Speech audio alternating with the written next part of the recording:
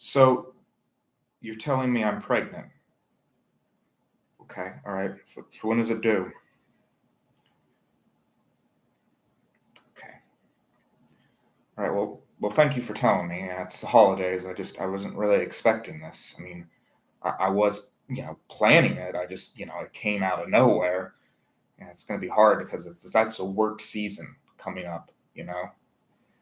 Well, I'll have to make it work, huh? Yeah, no, it is. It's beautiful. It really is. Man, it's just so amazing.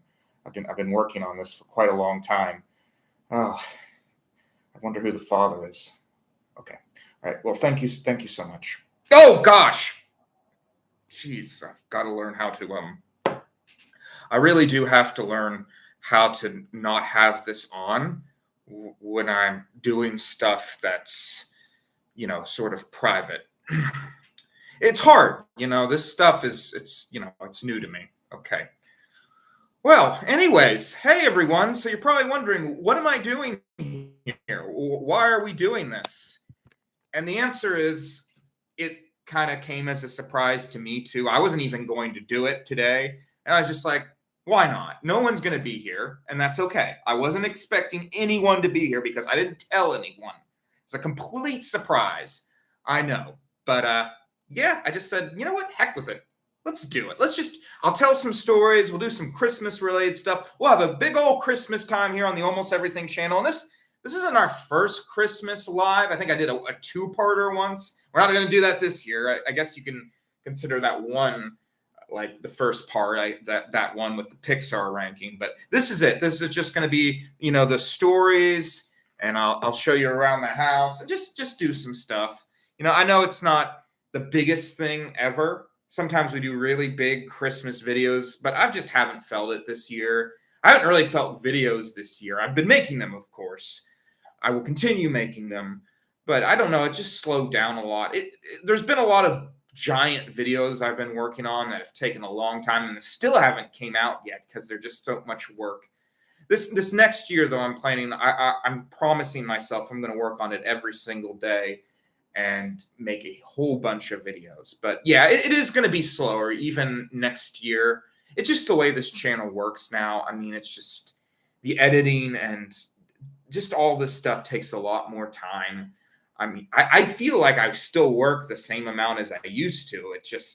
It's a lot more complicated to put out a video now. I know I've already said all this like 1,000 times. You need to know, just so you know, I'm not like quitting, because sometimes I think people think if I'm gone for like more than a week, I'm quitting, but I'm not. I am here to stay. But how do you like the Grinch hat?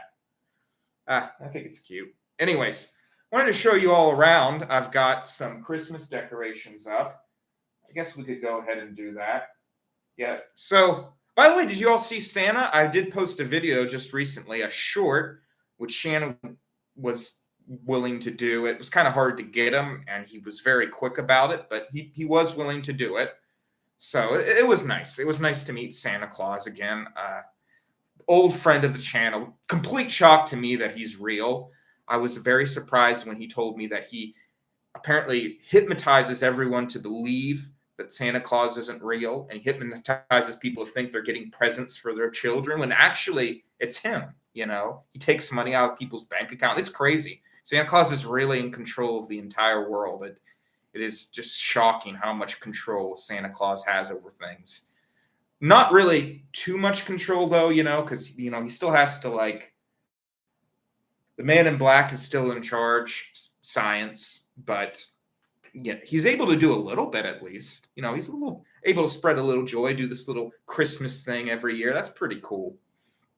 But he couldn't go too far. He couldn't hypnotize us all just to be jolly, happy souls. That would go against the man in black, and the man in black would probably vaporize him. Right now, he's already on thin ice.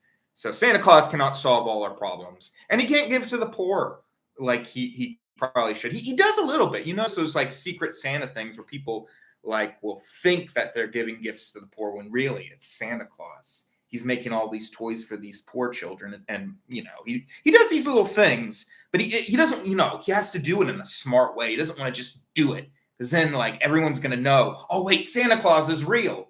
This whole thing works only if he doesn't reveal himself, which he can't, because if he does, the man in black vaporizes him. So you see, what I'm trying to say is Santa Claus is real. Yes, we hear on the Almost Everything channel.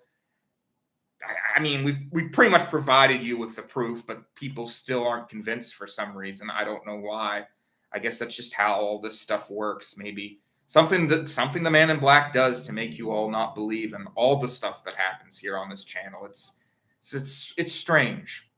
So let's go take a look around at these Christmas decorations. I put up quite a lot, actually. You see, I got my tree here. Well, this isn't my only tree. I got another one in the living room. But little decorations. Most of these were provided by somebody else. I got these on loan from someone. I have no plan on getting any more Christmas decorations, so I have so many. I didn't even use all the ones that I have. I like the snowman. Those are my favorites. I didn't know about this. Did you all know about poinsettias, or what are they called? I just learned that poinsettias exist. So apparently every Christmas, and this is dating back for a long time, because even the Frosty the Snowman special had it, but people set out poinsettias.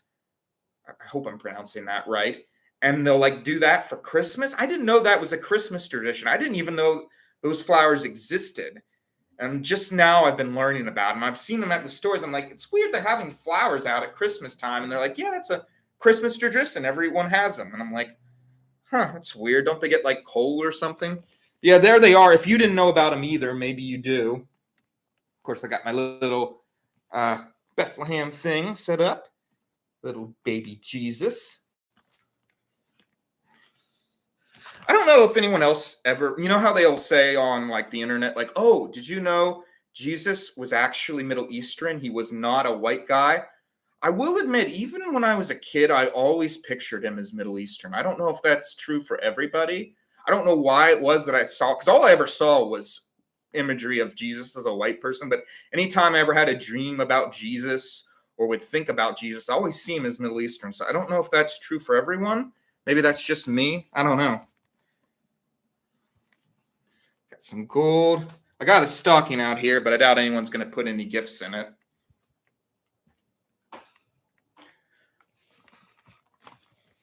Got a little Santa. There's not too many decorations out in the kitchen. Oh, my brother-in-law got me some pickled cotton candy, so I'm hoping we can do that on the show at some point. But I also have the snowman. I got Bugs Bunny over here. The Looney Tunes are my personal favorite. But yeah, this thing lights up, actually. Let me light it up here. Oh, never mind. It's not lighting up. Is it broke? Oh, there it goes. No, it is lighting up. See? I got Reese out here, too. I'll go ahead and show you. If you want to see the Rudolph the Red-Nosed Reindeer thing, I don't know, just wait. Who cares? I live next to a store, too, so I don't know if you all will be able to see this.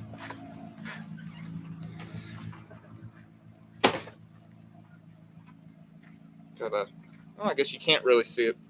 I can a little.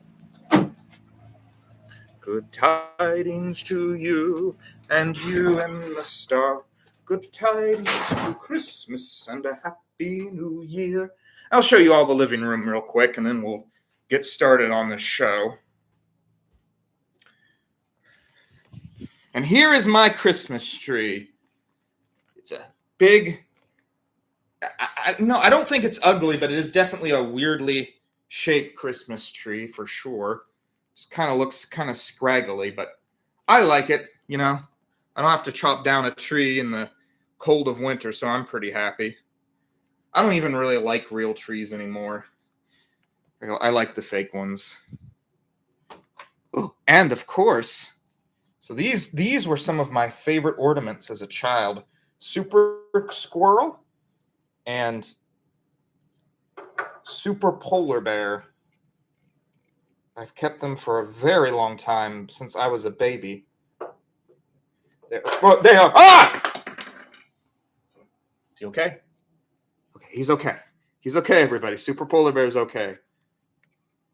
Now, if anyone out there can find out where these two come from and how I have them, I would really appreciate that, because I've gone on Amazon, the place where it has absolutely everything, things that you wouldn't even think they'd have. Like I looked up Mr. Obvious CD, something I thought, well, there's no way Amazon would even know about that. And they knew about it, and they had plenty of copies of it.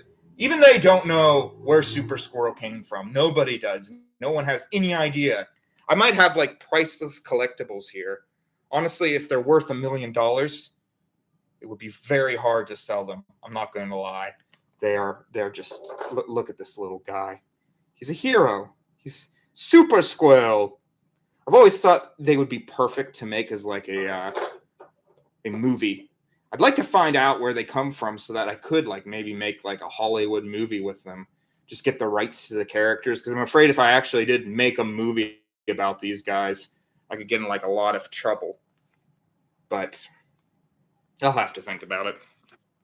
It's always weird to me when someone comes on the live stream, it's just one view, and they're just there for like a second and then they dash away. I guess it's just some person that came across the video, decided to take a look, and then change their minds. It's almost impossible to get people to watch. That's the general rule of the show. I like that Santa. Got a manger. And 3 angels.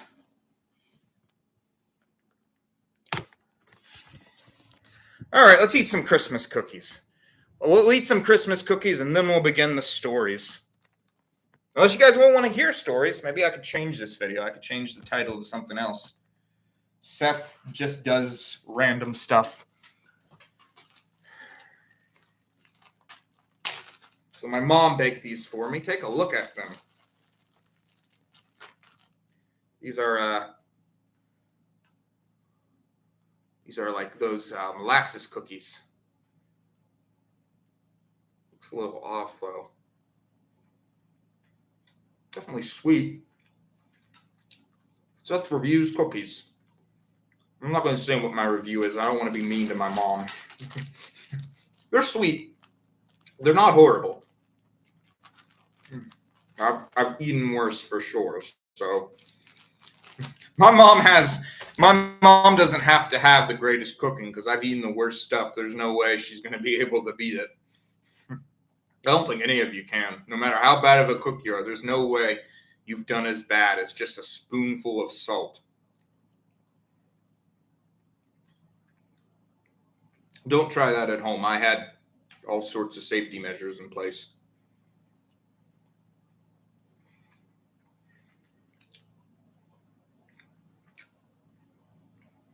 This is my last cookie. I've already had 2 today. I usually only go to 3.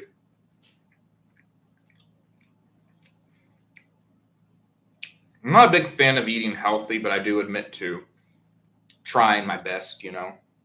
I'm not a fan of it, but I do it. You know, I try to have a salad for lunch.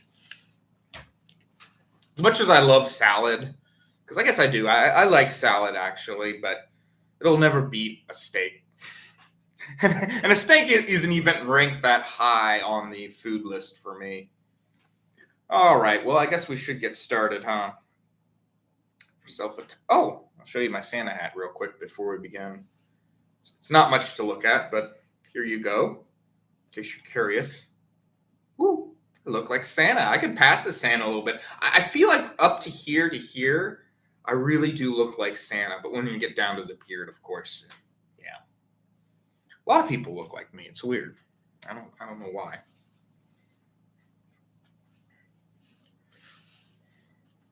All right, let's tell the story of Rudolph the Red-Nosed Reindeer. Yeah, there won't be a lot. We'll start at 15 minutes. I think like that makes sense.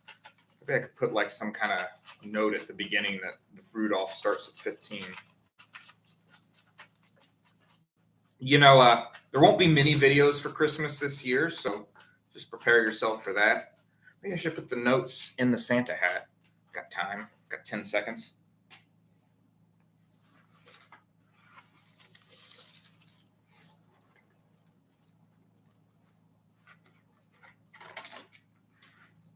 out of time. All right. Rudolph the Red-Nosed Reindeer.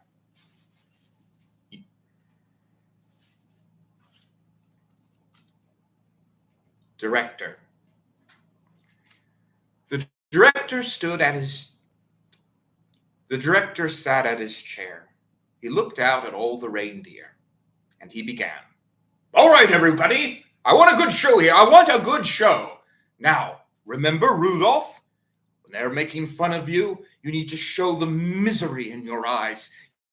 You need to show the passion. I want this to be the greatest story ever told. We want to sell Rudolph, sell the whole story. People will be singing about Rudolph until the ends of time. And Rudolph raised his hand and said, but what does all this mean? And the director said, well, it's a religious allegory. It's an allegory about the rise of Jesus, how he was originally pushed down by everyone. But with the brightness of his soul, he was able to transcend up into the sky, leading the deers of the world.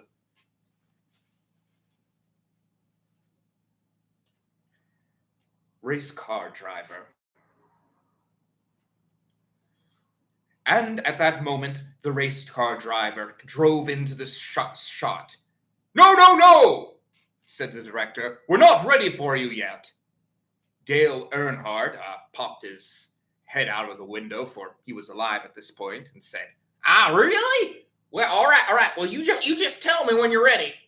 Okay, get out of here, said the director. Go! And Dale Earnhardt drove away. And the director said, all right, Rudolph, remember, you are the symbol of the holiday. Begin. And so the reindeer began. You know, the Grim Reaper was the first to walk onto the scene. He came out to all of the reindeer and said, well, I have heard you tell me that there is a reindeer that must die this Christmas day. And all the other reindeers pointed at the one with the abnormality, the giant red nose, and the Grim Reaper came over and he petted Rudolph for a second and said, no, my child, you shall not die, for I see a destiny with you. And Dasher said, destiny? The child has a red nose. He looks ridiculous. He must die, Grim Reaper. And the Grim Reaper shook his head.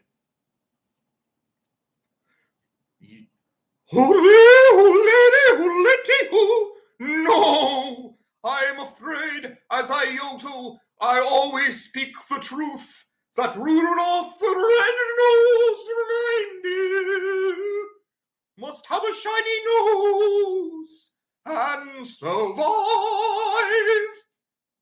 And the yodeling Grim Reaper disappeared, and Dasher looked at his son and shook his head, for he did not believe that Rudolph could possibly have a destiny.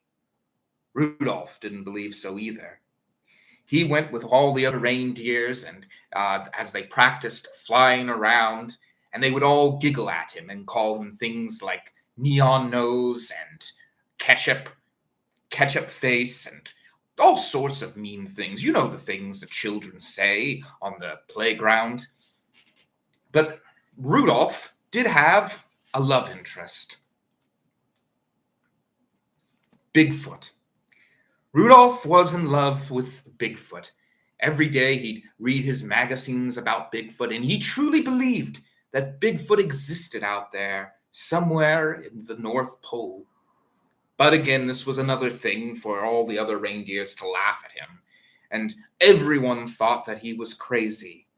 So much so that one day Rudolph got tired of all of the reindeer laughing at him, and he decided he would run away. So off he went out into the wide winter wonderland, and as he walked, he heard a whistling sound, and he looked around and he said, "Hello? Hello? Who's there?" And a voice said, "It's me."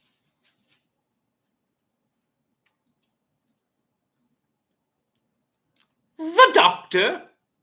And then out popped an elf. And the elf had on some doctor equipment, a little stethoscope, and a big smile on his face as he walked over and said, "Hello there, what's your name?" And Rudolph said, "I'm Rudolph. What's yours?" "Hermes," said the elf. "Well," said Rudolph, why are you running away?" "Well," said the elf, "you see, I have always wanted to be a doctor, but all the other elves say it's a ridiculous dream and they want me to be a toy maker." "Well," said Rudolph, I'm sure that you could find some sort of a job out there. I mean, doctors are needed in the world as much as toy makers." "Oh, I suppose," said Hermes. "Well, you can come with me if you like." "Okay," said Hermes, and the two of them set off. And eventually, they came across a goth. And the goth was busy listening to some punk music. And Rudolph and Hermes walked up and said, "Hello there." And the goth said, "Oh, whatever. I'm so tired of living with all of these happy-go-lucky people in the North Pole. I just want to listen to rock music and punk out, just release my inner dark soul." And the goth got up and they realized that she had all these chains on her and her skin was pale white and there was black mascara on. And Rudolph said, "Well, I don't know nothing about dark souls or goth, but it seems like you're different, a misfit, and you can come with us if you like." And the goth said, "Oh, thank you so much, Rudolph. I will journey with you." And so the three of them went off across the winter wonderland, but little did they realize that a great monster was following them. Now, this monster's name was the Abominable Snowman. Some folks might call him Bigfoot. And Bigfoot was watching them very carefully because he wanted to eat Rudolph and Hermes. But eventually, they arrived at the island of misfit toys. And as Rudolph walked up, a jack-in-the-box popped out. And the jack-in-the-box said, "Well, hi there. How are you doing? What are you all running from?" And Rudolph said, "We're running away from our homes. Everyone thinks we're weird. The goth girl for having a dark soul, and Hermes for wanting to be a doctor, and me for my bright red nose." And the jack-in-the-box said, "Well, we toys also are known for being, well, wrong. Misfits, I suppose you could call us. You see, I'm a jack-in-the-box that's always popping out at the wrong times and doesn't play the right music. And over there is a teddy bear without any fur. And a yo-yo that doesn't even yo-yo. The string's broken. And the paddle without the ball and string. So that it's really just used to spank children. Just no, you can't bounce it around. You just spank people with it. And oh, there's a fish that can't even fly. It just swims around." And Rudolph said, I think fish are supposed to swim around." "Yes. Well, you're welcome to stay here if you like, for as long as you like." So they all decided they'd gather together and spend the holidays with each other. But as they were standing there, they heard a loud growl, and they looked up, and they saw the Abominable Snowman. And Hermes said, "Oh, he must see Rudolph's bright red nose." And Rudolph got a little nervous because he realized that because of his bright red nose, the Abominable Snowman might come and, well, try to eat them all. But anyways, the jack-in-the-box said, "Oh, you don't have to worry about that. I'll take you to the king of the toys. He will protect us all." And so they went and they came to the king of the misfit toys. It was a great lion. And the lion looked down at them and said, "You are welcome to stay here, misfits, for as long as you like. For here all creatures are welcomed. Not like at Santa's workshop, where even the slightest abnormality means you are not worthy of being even in his presence. And the lion spit into the snow.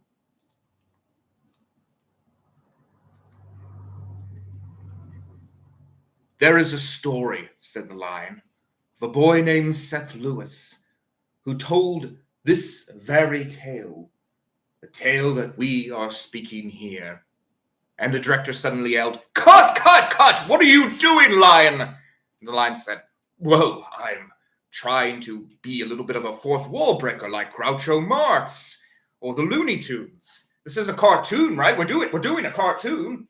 And the director said, No, we're not breaking the fourth wall. This is very strictly by the books. Stop trying to improvise, lion. Now, go again without the mention of Seth Lewis. This is not how it's supposed to work. No one should know that he's actually telling this story and that I'm not actually directing it and there's not actually a story going on. That just gets too confusing. So the lion said, "Oh, all right. You all can feel free to stay here as long as you like." Well, the mouse led them to his chamber, and the mouse had a big horn in his hand and a sword in his belt. And he walked around and he blew his horn to lead them around. And they were quite delighted, actually, by the mouse, for he was such a peppy little individual. He was able to get around so fast around the island of misfit toys. But anyways, eventually, all the creatures went to bed, but Rudolph stayed up because he knew that eventually the abominable snowman would come and eat them all. So he decided that he was going to make a run for it. He was going to run away again so that all his friends wouldn't get hurt. And he left the island of misfit toys. And he decided he would go and meet with Abraham Lincoln. He was going to go to his grave because he felt that it had always been a hero of his, Abraham Lincoln and Bigfoot, and he wanted to honor him for having been so different, just like Rudolph. But as he went off looking for Abraham Lincoln, meeting many creatures, a few squirrels, and even a grizzly bear at one point, although the grizzly bear was very friendly and gave Rudolph a meal of jam and tea. But Rudolph, as he was looking for somewhere to go, thought about Abraham Lincoln and realized that Abraham Lincoln, despite looking different, was able to do quite a lot just by being who he was. And it made Rudolph think maybe he could do a lot by just being who he was. And so, in this way, Rudolph grew up and he headed back to Santa's workshop. Now, as it so happens, Rudolph's father, Dasher, feeling guilty,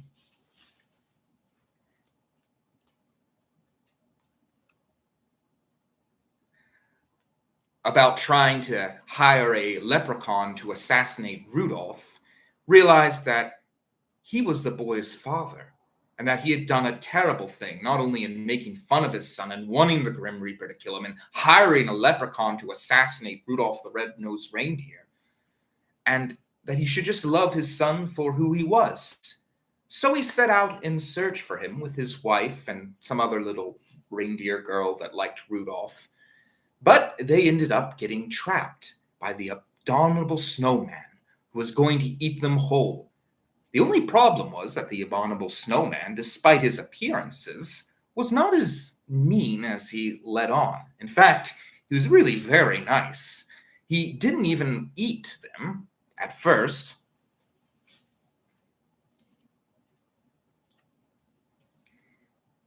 He just stationed a few soldiers to guard them while he decided whether he should eat them or not. "Let me see, I am a monster on the one hand," he said, "but if I eat them, well, doesn't that make me a villain? I mean, I don't know, how can I go that far as eating reindeer, especially if they are intelligent creatures? If they were dumb creatures, maybe it would be fine, but intelligent, I'm just not sure." And he began pondering all the philosophical books about whether or not it was okay to murder a creature, especially if you were hungry. And even though he was a monster and realized this about himself, he couldn't get past the fact that it did in fact make him a problem to the world. It made him something that should be feared and hated. And he wondered if he should want to be a monster. Well,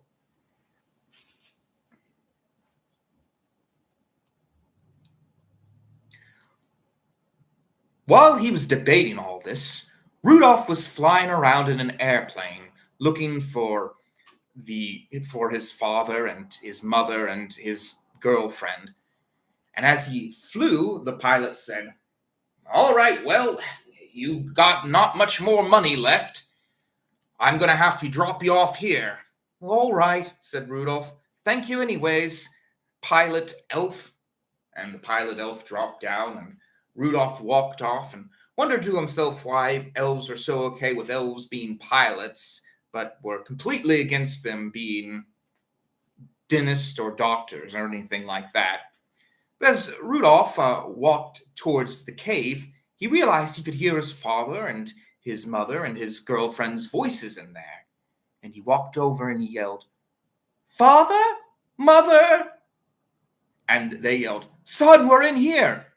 And Rudolph dashed in, and thanks to the fact that he was now an adult, he had great big antlers, so he was able to throw the soldiers far up into the air, and they knocked against the stone. And then he came to the abominable snowman, and he lifted up his antlers and attacked him. And the abominable snowman yelled and screamed, and the rocks fell from the top of the cave wall, and they fell down on the abominable snowman. But one of the rocks landed on Rudolph, and he fell to the ground, almost knocked unconscious, but still somehow managing to stay awake.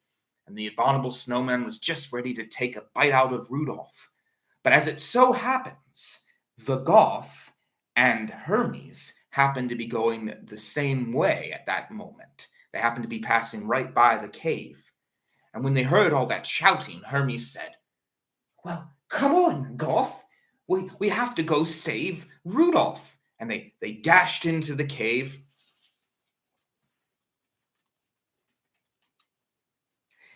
And they walked in, and the Goth looked for a moment at the abominable snowman, and the abominable snowman looked at her, and the Goth ran forward and gave him a big kiss. "What's going on?" said Hermes. "This," said the Goth, "is my love. He represents everything inside myself. The huge philosophical debates about the efficacy of society and consumerism. The two of us have been in love for years. Oh, I didn't recognize him at first. We'd just been pen pals, but he's often described his features to me, and now it has come all together. Do you remember me as well?" The abominable snowman said, "Yes, you have touched my soul."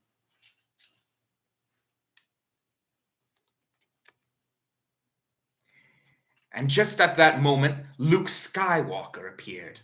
"Whoa," said Luke Skywalker. "It appears that I have found Dasher and all of my friends. And of course, you abominable snowman, I was going to chop your hand off, as I have done in the past, but seeing as how you have discovered the Christmas spirit, I will spare you. Come, everyone, and let us have a Star Wars Christmas." And at that moment, Rudolph turned to the director and said, "Really? Are we doing this? I mean, this Star Wars?" "What?" said the director. "Star Wars is Christmas, basically. I mean, have you ever seen the Star Wars Christmas Special and all the Star Wars Christmas-related things? I mean, we have to get a little bit of Disney in there. Disney's paying for this." "I don't know," said Rudolph. "It seems like we're selling out. We're going against the very moral of our own story." And the director said, "Oh, hogwash. Don't worry about it, Rudolph. I promise you, we'll be fine." Rudolph said, "Okay, I don't want to sell out. I don't want to be remembered for this." But anyways, everyone just laughed because Rudolph was being silly. And they all went to Santa's workshop, and the abominable snowman put up the stars, and the Goth girl decided she'd decorate the place a little bit differently this year, putting up bats and all sorts of things. And the elves realized that for being such joyful souls, it was kind of nice to be a little scary sometimes. And the elf doctor, of course, realized that, well, his skills could be used. He was able to heal Dasher from some of his injuries from the abominable snowman, and Santa Claus, who was having a little bit of diabetes problem, he was able to give a diagnosis of and even help him with some of his pain, give him some medicine. But Santa was not feeling well anyways. As he looked up in the sky, he realized it was just too foggy for them to go out into the night and deliver presents. It was, after all, Christmas Eve, and Santa said, "Oh, I'm afraid that there won't be any Christmas this year." And Rudolph said, "Well, wait a minute, Santa. What about my bright nose? I could lead the sleigh, and we could be able to give all the children toys." And Santa said, "Yes, you are right. Let us head off, Rudolph. With your bright nose, you shall guide my sleigh tonight." And all the reindeers cheered, and Rudolph was put on the front of the line. And Santa said, "Ready, Rudolph?" And Rudolph said, "Ready, Santa!" And they all flew off. Santa used his magical abilities and was able to travel back into the past so that he could more effectively deliver toys, being able to give himself more time for the whole Christmas Eve night. But as they were flying, Rudolph thought about the island of misfit toys, and he said, "Santa, let us drop by there. There's some toys that really could use a home." And Santa thought about it and said, "Well, you're a creature that is very abnormal, but came out to be very useful to me. And maybe these toys could be useful to me too. Let us go down." And so they went down and they picked up all the misfit toys, and they drove off into the sky and began delivering them to all the children of the world so they could find happy families.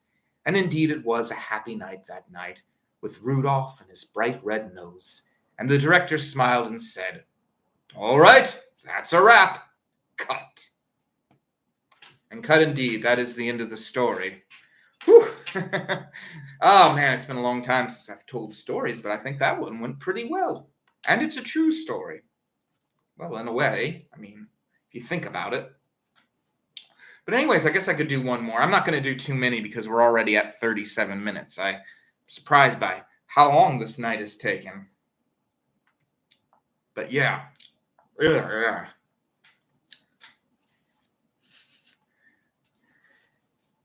So what should we tell next? I don't know. Nobody's here. Again, not surprised. It was very short notice. We'll tell a quick one, and I'll just pick it out of the hat. How about that? All right, we'll start at 38 minutes here. I don't know. I like to start at the beginning of a minute. It's kind of my thing. All right. Oh, well, penguin. That's absolutely perfect for Christmas. This is the story of the little penguin. Once, on the tip top of the North Pole, there lived a little penguin. And the penguin spent most of his time walking around with his family, as penguins are known to do, and sliding around on the ice and swimming down deep in the water and catching fish. But the greatest thing in this little penguin's life was a black pebble that he wanted to give to a beautiful lady penguin with very large... I don't know why this lady penguin had that, but that is the case. But anyways, the little penguin was sitting there, and a puppet walked up. And the puppet came over to Penguin and said, "Hello, my name is Pinocchio. I'm a little wooden puppet, but I wish to be a boy." And the penguin said, "Where did you come from?" And the puppet said, "I came from Santa's workshop. He made me. Please, could you help me become a real boy?" And the penguin said, "Well, I could try, I suppose. Let us see. How would a puppet become a real boy? Well, you know, there is the ice wizard. Maybe he could help us." So the penguin led the puppet to the ice wizard, who sat on his throne.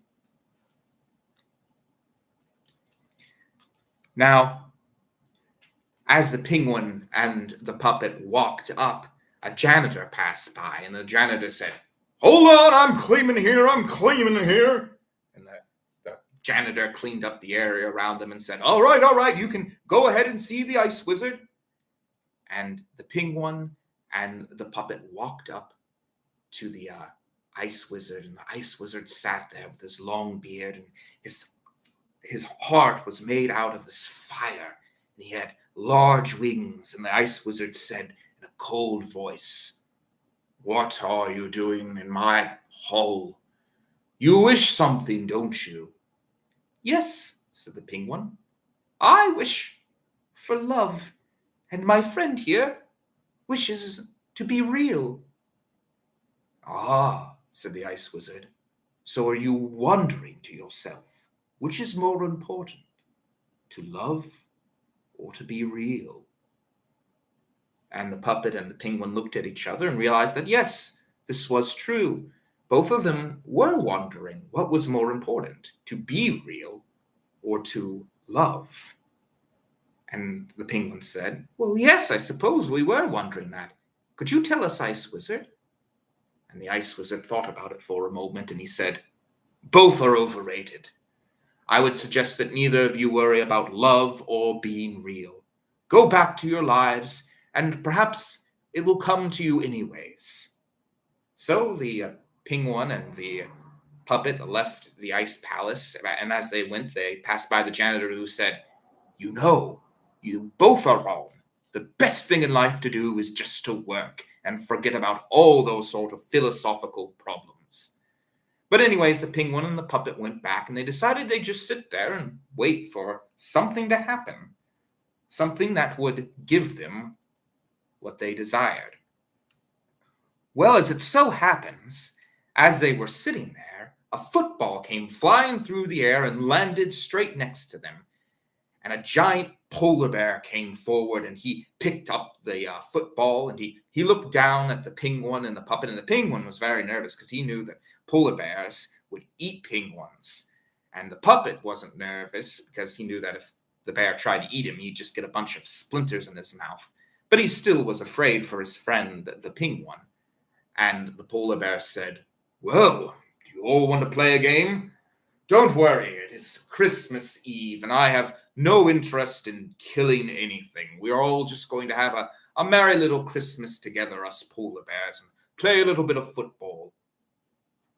Well, anyways, the penguin said,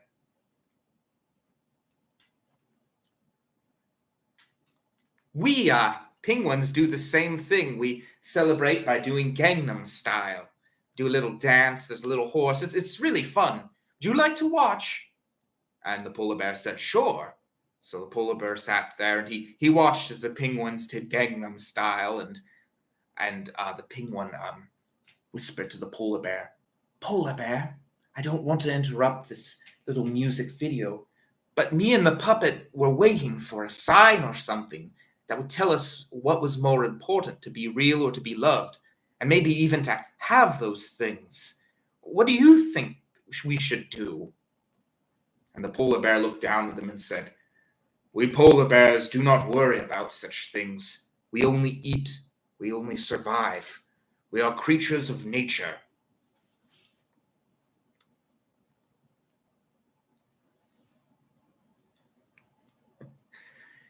"Sometimes we watch television," said the polar bear. "Perhaps you could find the answer on that." So the penguin and the puppet looked at each other, and they thought to themselves they didn't actually have any television, but maybe they could put on their own show. So they started walking around the North Pole until finally they saw a big fat man with a beard and a very cold expression on his face walking around humping, No, it's not good enough. Rudolph is doing a terrible job." And the penguin and the polar bears, the penguin and the puppet said, "Excuse me, what's exactly wrong?" And the director looked over and said, "I am trying to put on a Christmas show that's going to sell a whole bunch of records and magazines and television episodes and movies. And these creatures are all just freaking messing it up. You know, they wanted to have Dale Earnhardt in the story. I finally had to cut him. I was just like, no, we can't have Dale Earnhardt in this story. It's ridiculous. Oh, now Disney wants me to put Luke Skywalker, and I'm not really a fan of it, but it's Disney. What are you going to do? They're going to have Luke Skywalker in it. They have it in everything. They have it in The Simpsons. It doesn't matter. Now, the penguin and the puppet had no idea what the director was talking about. But the penguin said, well, maybe you could try a more art house story. We penguins and, I guess the only puppet here, we puppets, I suppose, too, since he's the only talking and moving one, love to do little shows for all the other animals, the penguins and the polar bears. And they do pay money for it, not much, but you could do a little project like that for a change. And the director said, an art house film. No, it doesn't give you a lot of money. But eventually, you can get a lot of people to like you. And then you can make Superman and Star Wars and Lord of the Rings. Oh, I love your thinking, little penguin.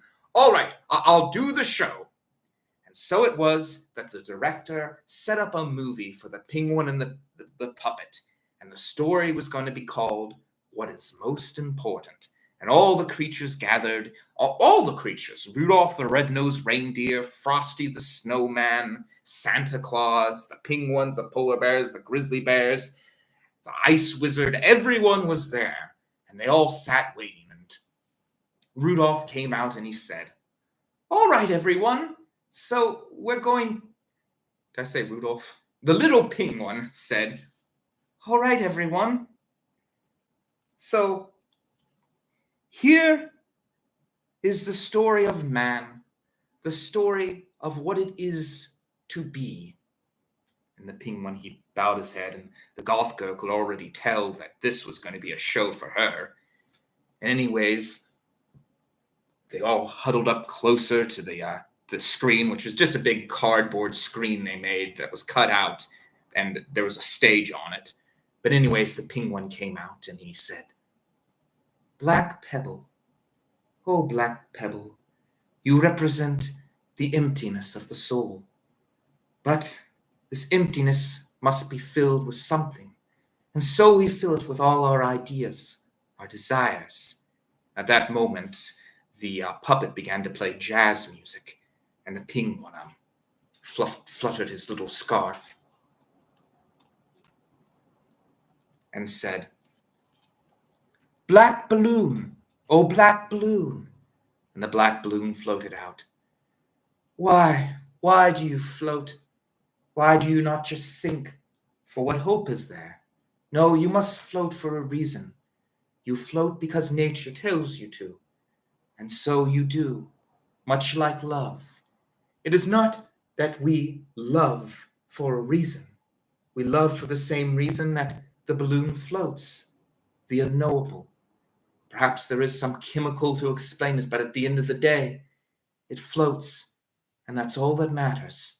Just for my love for little Miss Penguin must float. And he handed her the pebble, and she looked at him and said, Oh, I understand now.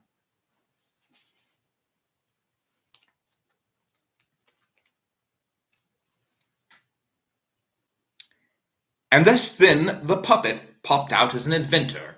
Let's see now, tinker, tanker, tinker, tanker. And the penguin got off the stage because he didn't want to interrupt the puppet's work. But the puppet had a big, fake metal robot contraption that the director had made.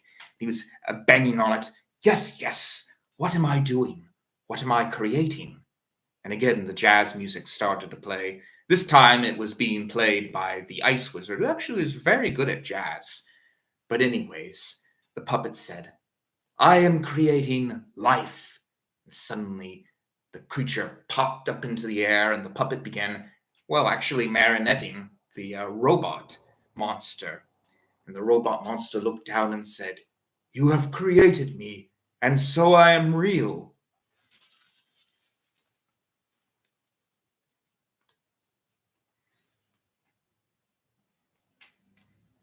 "Ah," said the puppet, "but are you actually real? Are you real like Seth Lewis or Jerry Lewis?"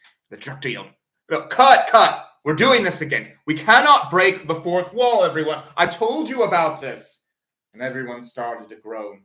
"Well," said Rudolph, "now we're really cutting the fourth wall because this is supposed to be part of a real story. You know, now everyone's going to know that this all is just fake, that this is all just being told." The director said, "Yes, we're breaking the fourth wall way too much. Rudolph is right. No more breaking the fourth wall. Otherwise, we're just done these stories for the entire night."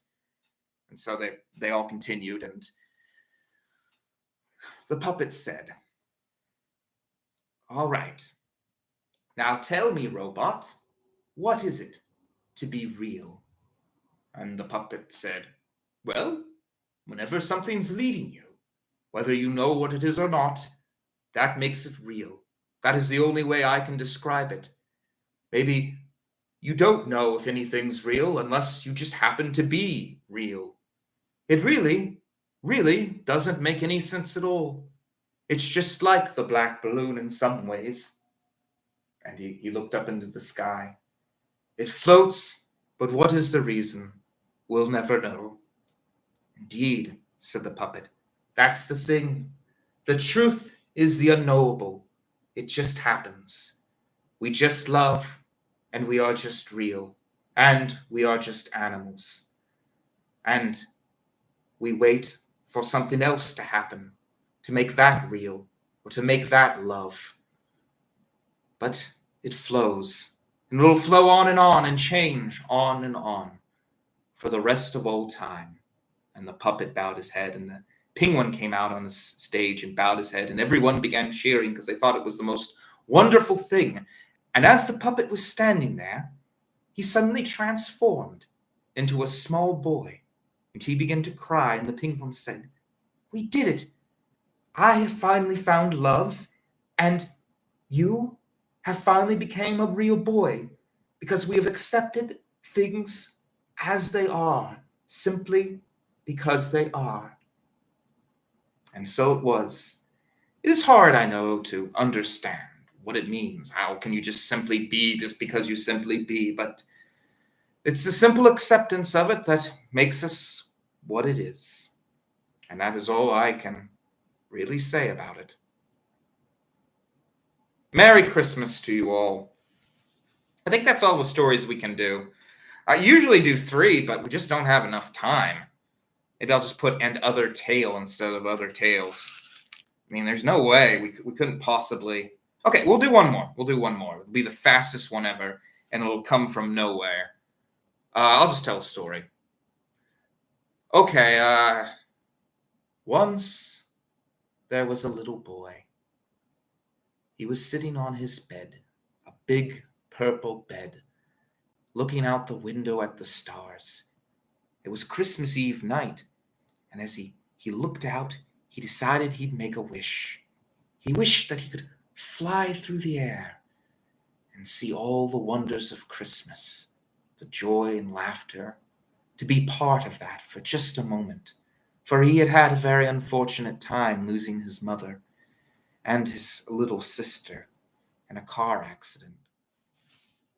And as he closed his eyes,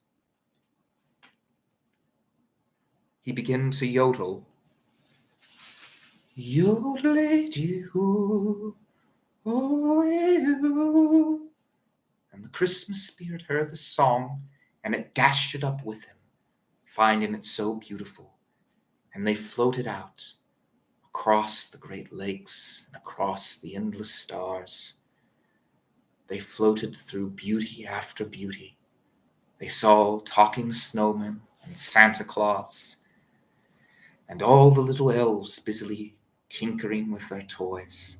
And the little boy watched them all, until finally he floated over a little city and saw a little boy on the back of an alley, without any legs, and staring up, wondering to himself whether or not he could be joined with the Christmas spirit.